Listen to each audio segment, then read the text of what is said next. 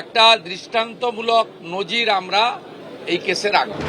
গত শনিবার ৪ জুলাই ছিল বিভীষিকার সেই রাত। ক্লাস 6-এর ছাত্রীর ওপর ভয়ঙ্কর নির্যাতন, সংজ্ঞা হারালে জীবন্ত ফেলে দেওয়া হয় পুকুরে। এরপর মঙ্গলবার বারুইপুরে গিয়ে মুখ্যমন্ত্রী বলে এসেছিলেন 1 সপ্তাহের মধ্যে তিনি ফের আসবেন। সেই সময় পেরোনোর আগেই 5 দিনের মধ্যে আবার বারুইপুরে গেলেন শুভেন্দু অধিকারী। দেখা করলেন নিহত নাবালিকার পরিবারের সঙ্গে। পরিবারকে আজকে বলে এসেছি যে কাস্টডি ট্রায়াল হবে এবং কনভিকশনের এক্সিকিউশন এটা কমপ্লিটলি মুখ্যমন্ত্রীর মনিটরিং এ হবে। গভর্নমেন্টের পক্ষ থেকে কিছু দায়িত্ব ছিল, এটা আমি বলবো না, গভর্নমেন্টের কিছু অ্যাসিস্ট্যান্সের বিষয় থাকে যদি ফ্যামিলি রাজি থাকে। ফ্যামিলি রাজি ছিল, আমরা গভর্নমেন্ট পাশে দাঁড়িয়েছি। কিভাবে পাশে দাঁড়িয়েছি ফ্যামিলি যখন দরকার হবে বলবে, আমি বলবো না। মুখ্যমন্ত্রী বললেন যাতে কোন রকম ভাবে ছাড়া না পায়, ওটা নিয়ে উনি ভাবছেন। ওই নিয়ে কোনো সন্দেহ নেই, ওই নিয়ে ভাবছেন। দোষী যে আছে, দোষী মানে দুষ্কৃতী, ও তো শাস্তি পাবেই পাবে। বুধবার রাতে এনকাউন্টারে মৃত্যু হয় বারুইপুর কাণ্ডে অভিযুক্ত প্রভাস মণ্ডলের। পুলিশ সূত্রে দাবি, নাবালিকাকে গণধর্ষণ ও খুনের ঘটনায় প্রধান অভিযুক্ত প্রভাস মণ্ডলই সেই কালপ্রিট। ঘটনায় জেলবন্দি রয়েছে আরও 3 অভিযুক্ত। শনিবার বারুইপুর থেকে অপরাধ দমনে কড়া বার্তা দেন মুখ্যমন্ত্রী। যে কার্য হয়েছে হিনিয়াস ক্রাইম, এর পিছনে আমি মনে করেছি বেআইনি মদের ঠেক, বেআইনি গাঁজা, চরস, মাদক, এটা একটা বড় কারণ। আপনারা পুলিশকে ইনফর্ম করুন, গোটা রাজ্য জুড়ে ডিজিপিকে বলবো আগামী 2 সপ্তাহ স্পেশাল ড্রাইভ দিন। শুধু নিহত নাবালিকার পরিবারের সঙ্গেই নয়, এদিন বারুইপুরে গণপিটুনিতে মৃত যুবক ইন্দ্রজিৎ মণ্ডলের বাড়িতেও যান মুখ্যমন্ত্রী। পরিবারের হাতে তুলে দেন 25 লক্ষ টাকার চেক। মৃতের দাদার হাতে এসপির সই করা নিয়োগপত্র তুলে দেন শুভেন্দু অধিকারী।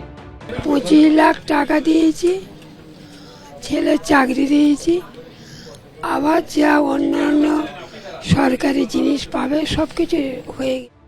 বারুইপুরে ফুটবল খেলাকে কেন্দ্র করে গন্ডগোলের জেরে খুন হওয়া কিশোরের পরিবারের সঙ্গেও এদিন দেখা করেন মুখ্যমন্ত্রী। তার পরিবারের হাতে তুলে দেন 10 লক্ষ টাকার অর্থ সাহায্য। পার্থপ্রতিম ঘোষ, সুকান্ত মুখোপাধ্যায়, শিবাশিস মৌলিক, এবিপি আনন্দ। যারা 2 দিন আগেও এখানে মিথ্যে মামলা দিয়েছে আমাদের সব কর্মীদেরকে, তাদের সাথে বসে আমি চা খাবার মতো ছেলে আমি নই। একদিকে কোনো রাগঢাক না করে তৃণমূল ত্যাগী 3 জনকে দলে নিয়েছে বিজেপি। যোগদানের কয়েক ঘন্টার মধ্যে করা হয়েছে রাজ্যসভার প্রার্থীও জানিয়ে দলের অন্দরেও ক্ষোভ প্রকাশ করেছেন কেউ কেউ। আর এবার তৃণমূলের নেতা নেত্রীদের সঙ্গে বৈঠকেই বসলেন না বাঁকুড়ার বিজেপি বিধায়ক নীলাদ্রি শেখর দানা। বিজেপির জন্মলগ্ন থেকে আমি বিজেপিটা করি, অতএব এরা এই সমস্ত দুর্বৃত্ত যারা সামনে আমাদেরকে এখানে অজিত মুর্মুর মতন আমাদের একজন বিপ্লবী রাষ্ট্রবাদী নেতাকে খুন করেছে, তাদের সাথে আমি মুখোমুখি বসে অন্তত আমি কাজ করব। রাজ্যে পালাবদল হলেও বাঁকুড়া জেলা পরিষদ ও 22টি পঞ্চায়েত সমিতি এখনও তৃণমূলের দখলে রয়েছে।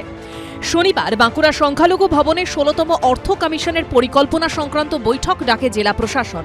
সেই বৈঠকে জেলা প্রশাসনের আধিকারিকরা ছাড়াও জেলা পরিষদের সভাধিপতি, জেলার 12 জন বিধায়ক এবং প্রতিটি পঞ্চায়েত সমিতির সভাপতিদের আমন্ত্রণ জানানো হয়েছিল। গিয়েছিলেন বিজেপি বিধায়ক নীলাদ্রি শেখর দানাও। কিন্তু আচমকা বেরিয়ে এসে তৃণমূলের নেতা নেত্রীদের প্রতি ক্ষোভ উগরে দেন। আমার নিজস্ব একটা বিষয় থাকে, যে বিষয়টা আমাকে ভাবতে হয়। মিটিং আলাদা, কাজটা আলাদা। কাজ একসাথে হাতে হাত ধরে কাজ হবে, দলমত নির্বিশেষে সকলের ঊর্ধ্বে উঠে কাজ হবে। পরিষ্কার কথা এটাই। মুখামুখি আপনার সঙ্গে আমি চা খেতে নারাজ। না না না, আমার অন্য কাজ আছে। মিটিং থেকে বেরিয়ে গেছেন কোনো এমএলএ আমার দেখা নেই, বাইরের থেকে যদি চলে গেছে সেটা কিন্তু আমার জানা নেই। সেটা আমি বলতে পারবো না যে আমার জেনারেল যারা মেম্বাররা ছিলেন বা পঞ্চায়েত সমিতির সভাপতি ছিলেন, যে তাদের মধ্যে কোনো মেম্বার ওনাকে মেরেছেন কিনা বা কিছু করেছেন কিনা সে সম্বন্ধেও আমার জানা নেই। সব মিলিয়ে বিজেপির শীর্ষ স্তরে ও নিচু স্তরে 2 আলাদা ছবি ধরা পড়ছে, জানিয়েও জোর চর্চা চলছে রাজনৈতিক মহলে। পূর্ণেন্দু সিংহর রিপোর্ট, এবিপি আনন্দ, বাঁকুড়া। এবিপি আনন্দ, এগিয়ে থাকে, এগিয়ে রাখে।